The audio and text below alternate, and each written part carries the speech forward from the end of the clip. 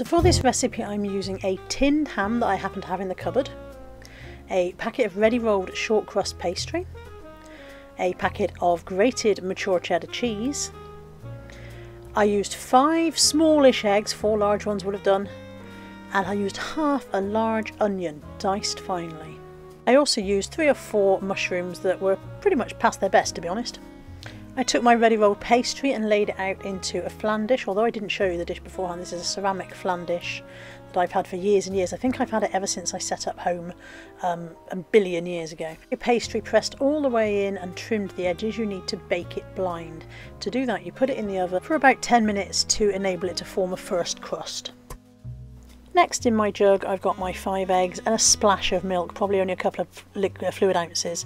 I'm adding ground black pepper, and I'm going to also add some salt in there, and I'd probably say half a teaspoon of each at the very most. This grinder doesn't produce salt very quickly, so although it may look like I'm being quite generous, there's not a great deal coming out. Once those are in, I'll be adding approximately a level teaspoon of mustard powder, although you'll see that I'm measuring it in with my point of my knife, so it's very much do it by eye and do whatever suits you at the time here. And then I'm going to whisk those really thoroughly together and then put them aside while I go and rescue my quiche from its blind baking.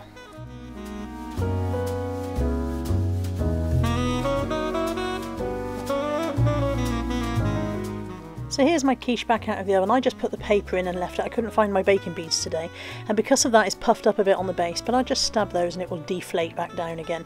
I could have pricked holes in it before I'd put it in, but I didn't think that far ahead, if I'm honest. And it's time to start adding the contents. So I've got most of that tin of diced ham here. The dogs had a little piece each because they were standing around looking hopeful. That's going in, and although it looks like quite a lot, I do like a nice stuffed quiche. So that went in, spread it all as evenly as you can manage over the base. Chop up some of the bits that are still a bit overly chunky. Spread that in, and then the next ingredient that went in is my diced onion. So there's my, I said finely diced earlier on, but to be honest it's just roughly chopped. That went in, and again you want to spread that out fairly evenly. You don't want to come across a bit of your quiche that's all onion and not much else. So spread that out, even it out as much as you can. And then I've got my chopped mushrooms. These really were a little bit past their best, so I threw most of them away and just chopped the few that didn't look too far gone. They've gone in and been spread really nicely all around.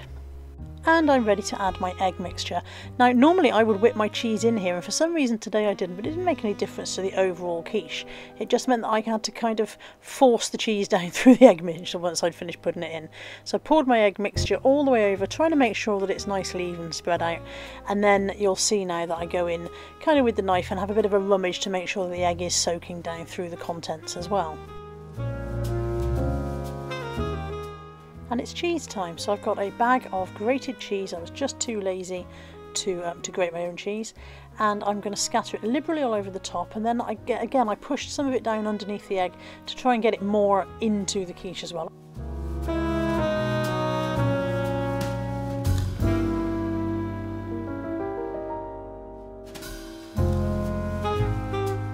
And now it's about to go into the oven, so I cooked it on about 180 to 200 I think, and there's no good telling you the times for my oven because my oven's crazy, but I think it was in at least half an hour. I took it out a couple of times, prodded it to see if it was set, stuck a knife in, saw that it was still squishy in the middle, put it back in until I was sure it was done, and there's the finished article. And I have to say, it may not be beautiful, but it was delicious. It would have been improved by a few slices of tomato that I could have put on top for decoration, but I didn't have any, so what you can't have, you can't have.